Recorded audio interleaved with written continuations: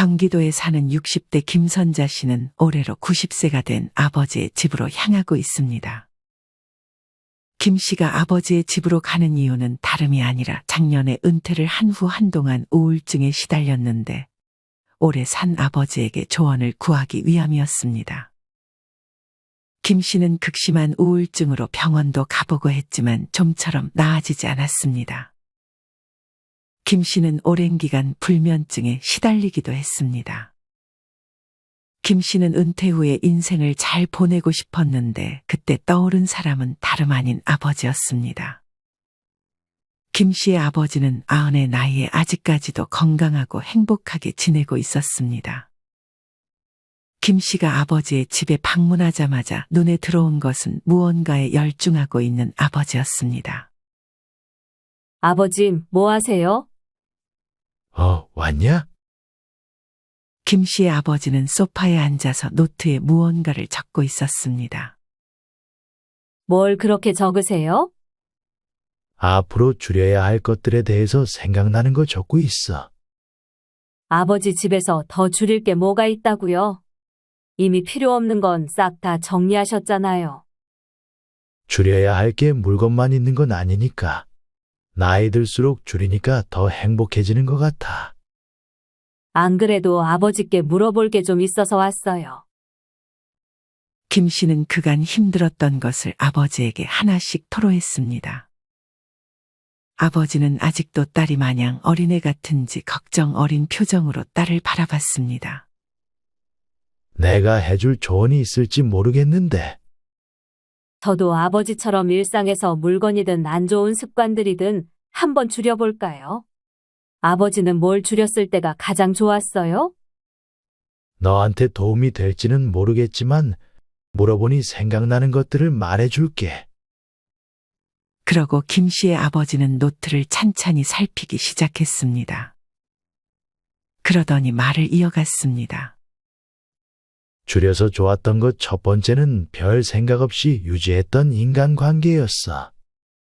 저도 그런 인간관계 많은데 어떤 점에서 그런 관계를 줄여야겠다고 결심했어요?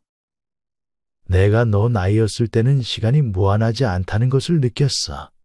그때 이 아빠가 몸이 좀 안 좋기도 했잖아. 물론 그 이후로 건강 신경 써서 많이 좋아졌지만 그때 처음 나에게 남은 시간을 가치 있게 써야겠다는 생각이 들었지. 이후에 지인들을 만났는데 이상하게 그 자리가 별로고 재밌지도 않았어. 어느 순간 그런 만남들이 시간 낭비처럼 느껴지더라. 그리고 나랑 비슷한 취미를 가진 사람들이랑 새로 어울려 볼까도 했는데 나이 들면서 새로운 인간관계를 만드는 게 생각보다 어렵더라고. 그래서 과거 인연은 정리하고 또 새로운 관계를 만들기보다는 자연을 벗삼았더니 그렇게 좋을 수가 없더라. 김 씨의 아버지가 노년에 줄여야 할 첫 번째로 선택한 것은 바로 불필요한 인간관계였습니다. 이에 더해 김 씨의 아버지는 새로운 인간관계를 또 만드는 것보다 자연을 가까이 하는 삶을 선택했습니다. 여러분 혹시 나이가 들어가면서 새롭게 누군가와 친해지는 게 어렵게 느껴지지는 않으셨나요? 이는 사회정서적 선택이론이라는 이론까지 생겼을 정도로 자연스러운 현상이라고 합니다. 즉 나이를 먹어가며 새롭게 관계를 형성하기보다는 오랫동안 가까이 지내온 사람들과 시간을 보내는 쪽을 선택한다는 것입니다. 이런 이유로 나이가 들면 가족이 더 소중해지는 게 아닐까 하는 생각도 듭니다. 하지만 오래됐다는 이유만으로 다 좋은 관계는 아닐 수 있습니다. 40년 이상 된 친구라도 그 친구와 내 가치관이 많이 달라지거나 그 친구와 만났을 때 별로 재밌거나 좋은 기분이 들지 않는다면 이는 곧 줄여야 할 인간관계에 해당합니다. 나이가 들면 꼭 만나서 무언가를 해야만 좋은 것이 아니라 멀리서 마음속으로 응원해 줄 수 있는 것만으로도 좋은 관계로 남을 수 있는 것 같습니다. 그래서 오래된 친구와 만남을 피한다고 해서 손절하거나 손절당했다고 생각하기보다는 이제는 굳이 만나지 않더라도 멀리서 응원하는 관계가 됐다고 생각하는 것도 좋은 것 같습니다. 여러분은 불필요한 인간관계들을 잘 줄여 나가고 계신가요? 어떤 분은 댓글로 불필요한 관계를 손절하고 연락처도 정리하며 자연을 벗삼아 사는데 이렇게 행복할 수가 없다고 말했습니다. 정원에서 심심하면 풀 좀 뽑다가 힘들면 쉬고 이 과정을 반복하다 보면 하루가 금방 가서 심심할 틈도 없다고 합니다. 나이가 들면 자연이 좋아지는 분들이 많은 것 같습니다. 물론 건강 때문인 이유도 있지만 주변을 천천히 돌아볼 수 있는 여유가 생겨 꽃을 비롯한 자연의 아름다움을 진정 알게 돼서일 수도 있습니다. 불필요한 관계를 정리하고 가족과 많은 시간을 보내며 자연과 가까이 하는 삶을 살라는 아버지의 말에 김 씨는 크게 공감하며 흥미롭다는 듯 반응했습니다. 인간관계 나도 좀 정리해보고 자연 구경 좀 많이 해봐야겠네요. 이렇게 불필요한 관계를 줄이니 자연스럽게 술도 줄이고 건강이랑 돈 둘 다 지키니 이 얼마나 이득이야. 저도 친구 만나서 반주 한 잔씩 하고 그러다 보면 외식비가 많이 나오는데 안 그래도 요새 일을 안간히 지출에 대한 고민이 많았거든요. 예전엔 술 마시면서 안주 많이 먹어도 살이 잘 안 쪘는데 나이 들어서는 똑같이 술이랑 안주 먹는데 살이 더 잘 붙더라. 그리고 숙취도 나이 들면 더 심해져서 안 좋으니까 술은 밖에서도 집에서도 줄이는 게 좋아. 김 씨의 아버지가 김 씨에게 조언한 두 번째로 줄이면 좋은 것은 바로 술이었습니다. 여러분은 나이가 들수록 젊었을 때보다 술을 마시고 나서 숙취가 더 심해진 것 같은 경험 없으신가요? 나이가 들수록 술을 마시고 숙취가 심해지는 것은 자연스러운 현상입니다. 과학 전문 매체인 사이언스 오브 어스에 따르면 우리 몸이 나이를 먹어갈수록 알코올을 분해하는 과정이 비효율적으로 바뀐다고 합니다. 그리고 나이 들어 냄새 관리에 신경 쓰는 것이 좋은데 알코올은 냄새를 유발하는 노네날데하이드라는 물질을 형성해 원치 않는 체취나 입냄새를 유발할 수도 있습니다. 이뿐 아니라 알코올 섭취는 치매를 유발한다는 사실은 다들 알고 계실 것입니다. 세계보건기구 WHO에서 정한 하루 알코올 권장량은 어르신의 경우 2잔 정도라고 합니다. 일주일 기준으로 하면 소주 2병이 적정 음주량이라고 합니다. 특히나 맥주같이 알코올 도수가 낮은 술은 술이 아니라며 많이 마시는 분들이 있는데 이런 음주 습관은 주의하는 것이 좋습니다. 물론 술을 좋아하는 분들은 술을 아예 먹지 않는 것이 스트레스가 될 수 있습니다. 그래서 아예 마시지 않는 것보다는 마실 때 과도하게 마시는 것만 피해주는 것이 가장 좋지 않을까 생각합니다. 정말 큰 도움이 되는 말이에요, 아버지. 아버지는 그런 딸의 말에 멋쩍게 웃었습니다. 딸은 세 번째로 뭘 줄이면 좋을지 바로 아버지께 물었습니다. 그 다음은 뭘 또 줄이면 좋을까요? 딸의 질문에 김 씨의 아버지는 주변을 훑어보기 시작했습니다. 바로 저기 보이네. 저기 어떤 거요? 약통이요? 그래? 너 최근에 병원 많이 다닌다고 하지 않았어? 근데 병원에서 주는 약 모두 먹으면 오히려 부작용이 나타날 수 있어. 병원에서 처방해 준 건데 믿고 먹어도 되지 않아요? 의사는 대개 환자한테 그 환자가 어떤 약 먹고 있는지 일일이 물어보지 않아. 그래서 중복되는 약이 있을 수 있는데 그 중복된 약을 여러 개 같이 먹으면 오히려 건강에 치명적일 수 있어. 아빠도 옛날에 이 병원 저 병원 다니면서 주는 약 전부 먹었거든. 근데 어느 순간부터 오히려 몸이 더 안 좋아지더라고. 나중에 알고 보니 중복된 약이 부작용을 불러일으켰던 거야. 이거 진짜 조심해야 돼. 우리가 먹는 약은 우리 몸 속으로 들어오는 거니까 조금 귀찮더라도 이 약이 무슨 약이고 저 약이 무슨 약인지 의사 선생님이나 약사 선생님한테 꼭 물어보는 습관을 가져야 돼.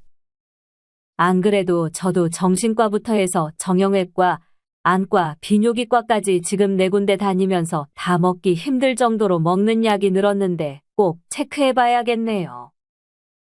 그리고 병원에서 주는 약뿐 아니라 건강식품 같은 것도 너무 많이 먹으면 안 좋을 수 있어. 건강식품은 여기저기서 선물 주는 거 아까워서 먹다 보니 또 많아졌어요. 뭐든 과하면 부작용이 있기 마련이야. 의사 선생님과 상담해보고 정말 필요한 것만 남기고 나머지는 아깝더라도 처분하는 게 좋아. 김 씨의 아버지가 딸에게 주리라고 조언한 세 번째는 바로 약과 건강식품이었습니다. 아마 많은 분들이 의사 선생님이 처방해준 약이라면 의심 없이 전부 복용할 것입니다. 그렇게 이 병원 저 병원에서 받은 약들을 아프지 말라고 고생고생하며 먹게 되지만 오히려 이게 부작용까지 일으킨다면 그간 왜 고생고생해서 약을 먹었나 하는 후회도 들 수 있습니다. 그래서 만약 복용 중인 약이 있다면 약봉투를 가지고 가서 의사 선생님 눈치 보지 말고 지금 복용 중인 약을 미리 알려주는 것이 좋습니다. 그러면 의사 선생님이 알아서 중복되는 약을 빼줄 것입니다. 만약 이런 번거로움을 감수하지 않는다면 다음과 같은 일이 발생할 수도 있습니다. 어떤 분은 소염진통제를 복용하고 있었습니다. 이분은 소염진통제와 함께 위 점막을 보호해주기 위해 위산을 줄여주는 약을 추가로 처방받았습니다. 하지만 소염진통제 때문에 혈압이 높아질 수 있다며 혈압약까지 처방받아 먹었습니다. 얼마 안 가 이분은 부작용으로 발목이 붓는 증상이 나타나기 시작했습니다. 이때 또 다른 병원에 갔는데 해당 병원에서 붓기를 빼기 위해 이뇨제를 처방받았습니다. 이렇게 하나의 증상 때문에 병원을 찾았는데 내가 다니는 병원이 4개에서 5개까지 늘어나는 현상은 많은 분들이 지금 겪고 있는 현상입니다. 만약 지금 10개 이상의 약을 한 번에 복용 중이라면 거의 무조건 약으로 인한 부작용이 있을 수 있다고 하니 여기에 해당하는 분들은 더욱 조심하셔야 합니다. 약에 대해서 잘 모르면 앞에 분과 같은 일을 겪을 수도 있습니다. 여러분은 어떠신가요? 약을 굉장히 많이 먹고 있는 것 같은데 몸이 더 안 좋아지고 다니는 병원의 개수가 더 늘진 않으셨나요? 그러면 지금 먹고 있는 약의 부작용 때문일 수 있으니 반드시 의사 선생님 혹은 약사 선생님과 상담을 해야 합니다. 김 씨의 아버지도 이와 비슷한 경험이 있었습니다. 하지만 김 씨의 아버지는 뭔가 약에 문제가 있는 것 같다는 것을 직감적으로 알았고 약에 대해서 스스로 공부하기 시작했습니다. 그리고 김 씨의 아버지가 방문한 병원의 의사 선생님이 굉장히 바빠 보였지만 김 씨의 아버지는 굴하지 않고 복용 중인 약을 선생님께 알려주고 자세하게 물어봤습니다. 의사 선생님께 물어보지 못한 부분은 약을 탈 때 약사 선생님께 물어봤습니다. 그렇게 김 씨의 아버지는 약의 개수를 줄였고 이제는 약사 못지않게 약에 대해 많은 정보를 알고 있습니다. 정말 저는 줄여야 될 게 많네요. 또 생각나는 거 있어요, 아버지? 그러자 김 씨의 아버지는 김 씨에게 저녁 안 먹었으면 저녁을 차려주겠다고 말했습니다. 움직이는 거 안 힘드세요? 앉아 계시면 제가 할게요. 아니야. 내가 얼마나 체력이 좋은데. 널 주방에 데려온 이유는 여기 4번째로 줄이면 좋은 게 있어서 그래. 아, 그래요? 그게 뭔데요? 바로 이 소금이야. 소금 자체라기보다는 나트륨을 줄여주면 좋아. 너 평소에 짜게 먹지? 어떻게 하셨어요? 국밥에는 무조건 새우젓이랑 다진 양념을 넣어야 되고 싱거운 건 딱 질색이에요. 김 씨의 아버지는 짜게 먹지 않아도 맛있게 식사를 할 수 있다는 것을 보여주겠다며 딸에게 요리를 해줬습니다. 김 씨의 아버지가 고른 노년에 줄이면 좋은 4번째는 바로 나트륨이었습니다. 우리의 미각 기능은 50대까지는 유지가 된다고 합니다. 하지만 이후에는 미각의 기능이 저하되는데 짠맛을 느끼는 감각이 특히 많이 줄어든다고 합니다. 그러다 보니 국이나 찌개에 간을 더해 나이가 들수록 더 짜게 먹게 되는 경향이 있다고 합니다. 예전 연구 결과에 따르면 어르신 10분 중 6분이 나트륨 섭취가 과다하다는 결과가 나온 적이 있습니다. 그래서 전문가들은 나이가 들수록 요리할 때 미각에 의존하는 것보다 조리법을 그대로 따르는 게 좋고 싱거운 맛에 익숙해지는 것이 좋다고 조언합니다. 이렇게 짜게 먹는 것에 주의를 해야 하는 이유가 하나 더 있습니다. 바로 짜게 먹는 식습관이 치매를 유발할 수 있기 때문입니다. 우리나라는 세계보건기구가 권장하는 소금 섭취량의 2배를 섭취한다고 합니다. 이렇게 소금을 과다하게 섭취하면 고혈압을 비롯해 위암과 신장질환의 발병 위험성을 높이니 주의가 필요합니다. 여러분은 어떠신가요? 음식은 짜게 먹어야 맛있다고 생각하시나요? 식습관도 습관이기 때문에 계속 짜게 먹으면 자꾸 짠 것만 찾을 수밖에 없습니다. 하지만 싱거운 간에 적응하게 되면 그 이후로는 남들이 먹었을 땐 싱겁다고 느껴지는 것이 나한테는 맛있게 느껴질 수도 있습니다. 물론 처음부터 이런 식습관을 한 번에 바꾸기는 어려울 것입니다. 만약 3끼를 짜게 드신다면 그중 한 끼만이라도 조금은 싱겁게 간을 해서 드셔보면서 조금씩 나트륨 섭취량을 줄여보시는 것이 좋습니다. 물론 아예 안 먹는 것보다 어느 정도 나트륨 섭취는 필요하니 강박적으로 짠 음식을 피하는 것은 좋지 않습니다. 권장량의 나트륨은 충분히 섭취하면서 조금 싱거운 간에 익숙해져 보셨으면 좋겠습니다. 김 씨는 아버지가 차려준 밥을 아주 맛있게 먹었습니다. 처음에는 조금 싱겁나 생각했지만 먹다 보니 건강하고 깊은 맛이 일품이었습니다. 신선한 채소들과 계란과 두부 같은 단백질까지 들어간 데다 간도 과하지 않으니 김 씨는 아버지가 매일 이렇게 식사하니 건강할 수밖에 없겠구나 생각했습니다. 먹을만 하지 않니? 이것도 익숙해지면 짠 거 먹었을 때 너무 짜서 안 먹게 돼. 너도 얼른 이 입맛에 적응해봐. 레시피 적어줄 테니까 집에서 한번 따라해보고. 알겠어요, 아버지. 김 씨는 그렇게 나트륨을 조금 줄여보겠다고 다짐했습니다. 그렇게 김 씨와 아버지는 밥을 먹으며 드라마를 보고 있었습니다. 김 씨는 뭔가 아버지께 계속 지혜를 얻고 싶어 마지막으로 하나만 더 줄이면 좋은 것을 알려달라고 했습니다.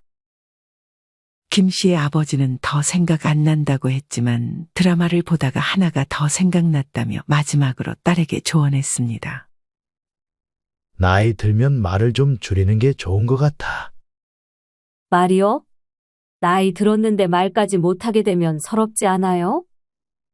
말을 하지 말라는 게 아니고 쓸데없는 말을 하지 말라는 거야. 나이 들면 아무래도 쓸데없는 말이 굉장히 많아져. 한때 너도 나 때문에 고생하지 않았어? 김 씨는 그런 아버지의 말에 과거를 회상했는데 지금과 달리 예전에 아버지는 했던 말을 또 하거나 필요 없는 조언을 딸에게 많이 건네곤 했습니다. 그러고 보니 아버지 옛날엔 말 엄청 많고 솔직히 말씀드리면 말 들어드리기 힘들었던 적도 많았는데 요샌 그런 게 하나도 없으시네요. 내가 내 자신을 스스로 돌아보면서 느낀 거지. 말할 때 한 번 더 의식하고 말하려고 노력하고 내가 말했을 때 상대방 입장에서 어떨지 생각도 하고 말이야. 김 씨는 점점 더 아버지가 대단해 보이기 시작했습니다. 나이 들면 신념이나 가치관이 뚜렷해지다 보니 고집도 세질 수밖에 없는데 이렇게 자기 말만 고집하는 것도 노화 현상이라고 하더라. 이 말을 듣고 더 주의하기 시작했지. 말은 인격이라고 하잖아. 나도 살아보니 이 말이라는 게 얼마나 중요한지 알겠더라고. 다른 사람한테 하는 말이든 나 혼자 있을 때 하는 말이든. 저는 집에 있으면 부정적인 말을 많이 하게 되고 사람 만나도 그닥 말에 신경 써본 적 없었는데 아무 생각 없이 나오는 말에도 주의해야겠네요. 김 씨의 아버지가 마지막으로 딸에게 주리라고 조언한 것은 말이었습니다. 말 중에서도 쓸데없는 말과 부정적인 말들을 줄이라고 했습니다. 사실 우리가 무의식적으로 내뱉는 말은 우리의 성격과 기분에 참 많은 영향을 줍니다. 어떤 분은 부정적인 일을 당했을 때 그 상황을 탓하며 욕을 하기도 하지만 어떤 분은 부정적인 상황이 닥쳐도 충분히 벌어질 수 있는 일이라며 그 상황 속에서도 긍정적인 것을 찾습니다. 만약 이 두 사람이 아침에 부정적인 일을 똑같이 당했다면 한 사람은 그날 하루 기분이 완전 엉망일 것이고 다른 한 사람은 굳이 그런 부정적인 감정에 휩쓸리지 않고 평온한 일상을 보내게 될 것입니다. 이뿐 아니라 누군가는 상대에게 하는 말에 대해서도 상대방이 어떻게 느낄지에 대해 생각하고 말하지만 다른 누군가는 그냥 자기가 해야 할 말이 떠오르면 그냥 내뱉기도 합니다. 말은 자기 자신과 다른 사람과의 관계까지 영향을 미치는 우리 일상에서 아주 중요한 것 중 하나입니다. 또한 우리가 하는 말에 따라 우리의 인생이 달라지기도 합니다. 우리는 혼자가 돼도 말을 안 하고 살 수는 없습니다. 지금부터는 이토록 나에게 중요한 영향을 미치는 우리가 내뱉는 말에 대한 노하우들에 대해 알려드리려 합니다. 오늘 영상을 끝까지 시청하여 나의 말 습관을 돌아보고 한 가지만이라도 실천하여 여러분의 삶에 아주 조금이라도 긍정적인 변화의 시작이 되었으면 좋겠습니다. 그럼 시작하겠습니다. 말이 길어질수록 듣는 사람은 줄어든다. 결혼식에 갔다가 오늘 날씨가 화창한 걸 보니 신랑 신부가 앞으로 운수대통할 기운이 느껴집니다. 앞으로의 결혼 생활에 다사다난한 사건들이 있을지도 모르지만 상호 원만하게 지내면서 각자 좋은 사람이 되기 위해 매일 정진해 주시기 바랍니다. 라는 주례사를 들었다고 해봅시다. 우리는 이처럼 신랑 신부에게 보내는 축하 메시지에 어려운 한자어를 잔뜩 섞는 데다가 말까지 길게 하는 주례 선생님을 종종 보게 됩니다. 그런데 일상적인 대화를 할 때는 거의 사용하지 않는 한자어를 섞어가며 이야기하면 사람들이 이해하지 못할 뿐 아니라 마음에 와닿지도 않습니다. 게다가 주례사가 너무 길면 점점 지루해져서 말씀하시는 분께는 죄송하지만 빨리 끝났으면 하는 생각이 들 때가 있습니다. 아마 여러분도 그런 경험이 있을 겁니다. 그렇기 때문에 말은 일단 짧게만 해도 100점이죠. 질질 끌면서 길게 말하는 것은 박하게 점수를 매기자면 마이너스 100만 점입니다. 험담은 하지도 듣지도 마라. 험담하는 사람이 있으면 곧바로 그 자리를 피해야 합니다. 농담이 아니라 정말로 피하는 편이 좋습니다. 곁에 있는 것만으로도 운세가 곤두박질치기 때문입니다. 험담하는 사람과는 대화에 캐치볼을 할 필요가 없습니다. 험담을 들어주는 것만으로도 똑같은 죄를 짓는 것이나 마찬가지니까요. 애초에 다른 사람 눈에는 험담을 들어주고 있는 당신도 같이 험담을 하는 것처럼 보입니다. 사람의 말에는 독이 있다는 옛말이 있습니다. 그런데 이것은 그냥 하는 말이 아닙니다. 험담할 때 공기를 병 속에 넣고 그 안에 곤충을 넣으면 보통 공기에 넣었을 때보다 훨씬 빨리 죽는다고 합니다. 그렇기 때문에 험담을 자주 하는 사람은 자신이 내뿜은 독을 스스로 흡입해서 결국 파멸에 이르게 됩니다. 험담을 듣기만 한다고 해도 안심할 수 없습니다. 함께 그 공기를 마시면 독에 중독되기 때문입니다. 그러면 당신의 운세도 점점 기울게 됩니다. 험담하는 것은 어떤 의미에서 보면 병적이기 때문에 말을 하는 본인은 자각하지 못하는 경우가 많습니다. 예를 들어 친구 누구의 남편은 당신이랑 나이가 같은데 벌써 부장이 되었대요. 같은 반 친구 누구는 지난번 시험에서 100점을 받았다는데 너는 왜 만점을 못 받니? 라고 말하는 것처럼 다른 사람과 비교하는 것도 분명한 험담입니다. 이런 말을 들은 사람은 틀림없이 상처를 받을 테니까요. 뚱뚱한 사람에게 뚱땡이라고 말하면 욕이겠죠. 사실을 말하는 것뿐인데 뭐가 잘못되었냐고 할지도 모르지만 그 말에는 사랑이 없습니다. 설령 사실이라고 할지라도 남이 듣고 상처받을 만한 말은 험담이기 때문에 절대로 입에 담아서는 안 됩니다. 험담은 하지도 듣지도 말아야 합니다. 그리고 주변에 험담하는 사람이 있으면 재빨리 피하시기 바랍니다. 말은 메아리처럼 돌아온다. 말은 메아리와 같습니다. 당신이 무엇인가 말을 하면 그 말이 다시 돌아오기 때문입니다. 게다가 더 커져서 돌아오기 때문에 어떤 말을 하느냐는 굉장히 중요합니다. 좋은 말을 하면 더 좋은 말이 메아리가 되어 돌아오기 때문에 반드시 부자가 됩니다. 그런데 당신이 아직 부자가 되지 못했다면 뭔가 좋지 못한 말을 하고 있다는 뜻입니다. 그럴 리가 없어. 난 항상 좋은 말만 하는 걸. 이라고 생각하는 사람은 목에 녹음기를 매달고 하루 동안 녹음을 해보시기 바랍니다. 나중에 들어보면 분명히 놀랄 겁니다. 아, 진짜 질린다. 웃기고 있네. 재미없어.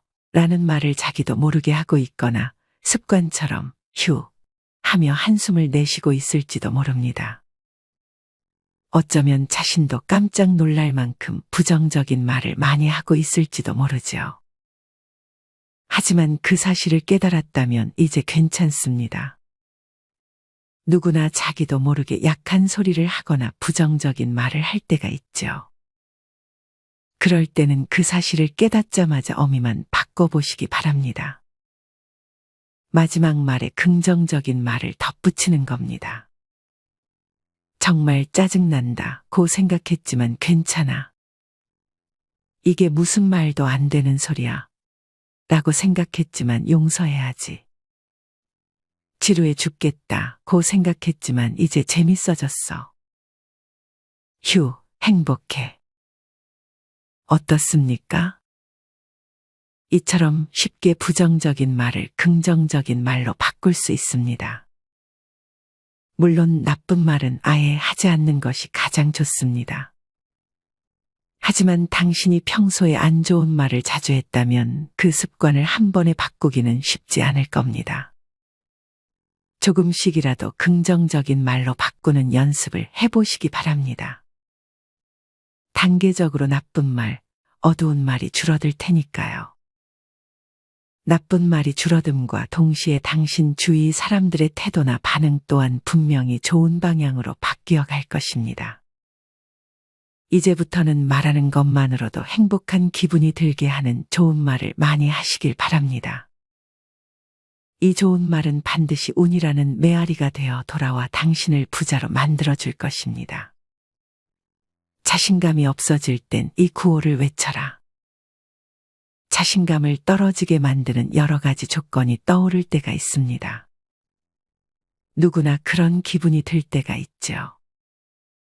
그런데 때때로 이런 기분이 들기 때문에 사람은 계속해서 성장할 수 있는 것입니다. 하지만 필요 이상으로 자신 없어 하는 것은 자신에게 마이너스가 됩니다. 자신감이 없어질 때는 이 말을 100번씩 해보시기 바랍니다. 나는 대단하다.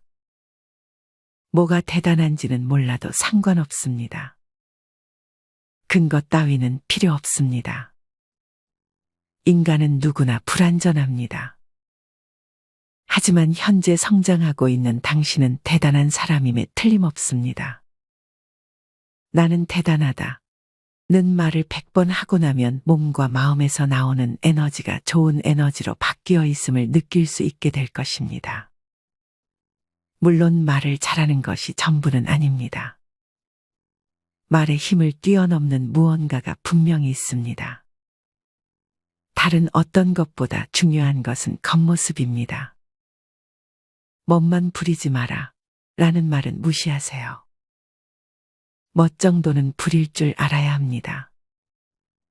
사람은 겉모습이 100%입니다.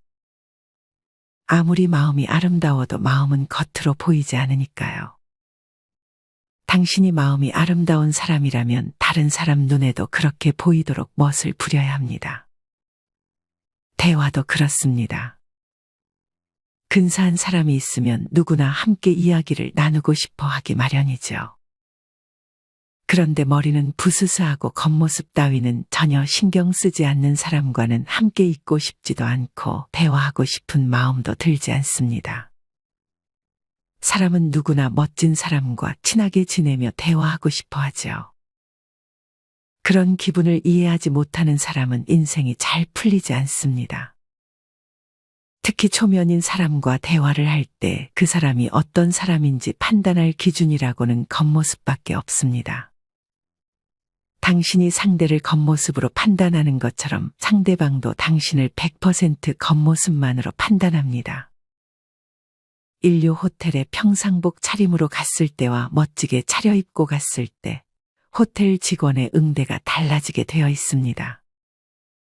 멋지게 차려입고 있으면 말 한마디 하지 않아도 인정을 받습니다. 반대로 당신이 영어를 잘하든 재치 있게 말을 잘하든 돈이 많든 일단 후줄근한 차림을 하고 있으면 호텔에 발조차 들여놓기 어려울지 모릅니다. 멋지게 차려입으면 자연스럽게 자신감이 생기고 태도가 당당해지며 행동이 달라집니다. 상대의 반응은 물론 당신에게서 뿜어져 나오는 기운도 달라지는 것이죠. 안에 든 사람은 같지만 겉모습이 달라지면 상대의 반응뿐 아니라 자기 자신의 마음가짐부터 180도 달라지는 것입니다. 마치 보물을 다룰 때와 하찮은 쓰레기를 다룰 때처럼 차이가 납니다. 인생이 잘 풀리는 얼굴은 따로 있다.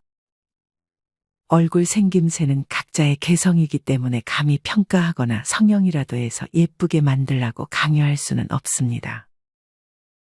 하지만 남성이든 여성이든 인생이 잘 풀리고 운이 열리는 얼굴이 되기 위해서 가장 중요한 것이 무엇인지는 말씀드릴 수 있습니다.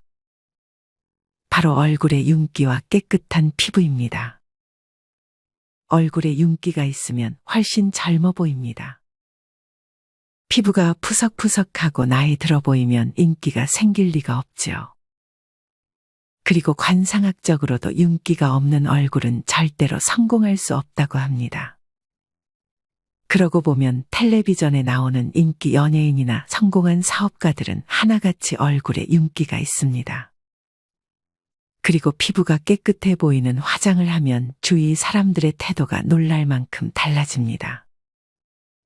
그런데 어떤 여성은 운이 열리는 메이크업을 마스터하고 나서 은행과 우체국에 갔을 때 깜짝 놀랄 일을 겪었다고 합니다. 지금까지 수없이 왔다 갔다 했지만 그동안은 누구도 자신을 유심히 보지 않았는데 어느 날 운이 열리는 메이크업을 하고 갔더니 담당자의 응대가 자신을 VIP를 대하듯이 정중해졌다는 것입니다. 얼굴 생김새에는 취향 차이가 있습니다. 하지만 깨끗한 피부는 남성이든 여성이든 누구나가 동경합니다. 그리고 말을 잘하고 유쾌한 사람인지 아닌지는 말을 해보기 전까지는 알 수 없습니다. 하지만 깨끗한 얼굴은 보는 순간 알 수 있죠.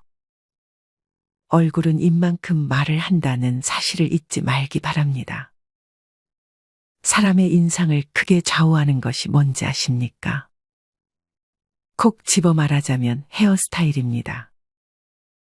특히 남성은 액세서리도 거의 하지 않고 화장이라고 해봤자 피부톤 정리나 눈썹을 다듬는 것 정도만 하기 때문에 멋을 부릴 수 있는 부분이 극히 제한적입니다. 따라서 헤어스타일에 특히 더 공을 들여야 합니다. 물론 여성도 아무리 화장을 열심히 하고 멋진 옷으로 몸을 감싸고 있어도 헤어스타일이 트렌드에 뒤떨어지거나 머리를 빗지 않고 부스스한 볏짚처럼 하고 있으면 누가 봐도 씁쓸한 기분이 들 것입니다. 여성은 긴 머리를 싹둑 자르면 인상이 크게 달라집니다. 남성의 경우 머리를 빡빡 밀면 인상이 굉장히 많이 달라지겠죠. 이처럼 헤어스타일은 얼굴 생김새만큼이나 그 사람의 이미지를 좌우합니다. 그런데 얼굴은 화장으로 다양하게 느낌을 연출하면서 헤어스타일은 바꾸지 않고 오랫동안 같은 스타일을 유지하는 사람이 의외로 많습니다. 그래서는 전체적인 인상을 바꾸기가 어렵습니다. 사람들에게 새로운 인상을 주고 싶다면 먼저 헤어스타일부터 바꾸는 것이 좋습니다. 혹시 미용실 선택이 고민이라면 항상 멋진 헤어스타일을 연출하는 친구에게 소개를 받아 보시기 바랍니다. 때론 미소가 모든 것을 결정한다. 누군가와 즐겁게 대화하라고 하면 도대체 어떤 이야기를 하면 좋을지 몰라 고민하는 사람이 많을 것입니다. 그런데 즐거운 대화는 우리가 일반적으로 생각하는 것과는 다릅니다. 즐거운 대화는 웃는 얼굴에서 시작됩니다. 웃는 얼굴로 있으면 그 자리의 분위기가 확연하게 밝아져서 자연스럽게 즐거운 대화가 됩니다. 돈 한 푼 안 들이고 그저 웃는 얼굴로 앉아만 있어도 즐거운 대화가 가능한 것이죠. 자기도 모르게 대화를 할 때 무표정하거나 화난 얼굴을 하는 사람이 의외로 많습니다. 그러면 말을 하는 사람 입장에서는 나랑 얘기하는 게 재미없나? 내가 뭔가 화날 만한 말을 했나? 하고 불안해지기 마련입니다. 아마 당신도 그런 경험이 있을 것입니다. 그래서는 대화를 즐겁게 할 수가 없죠. 얼굴 표정은 스스로 관리해야 합니다. 아무 일도 없는데 마치 집안에 우환이 있는 표정을 하는 사람은 자기 관리가 부족하다고 할 수 있습니다. 말을 잘하지는 못하더라도 웃는 얼굴을 하고 있으면 대화 분위기가 저절로 온화해지고 따뜻해집니다. 말은 잘하지만 무표정인 사람과 말은 잘하지 못하지만 방긋방긋 웃는 사람이 있다면 어느 쪽이 더 좋을까요? 그렇습니다. 웃는 얼굴의 승리입니다.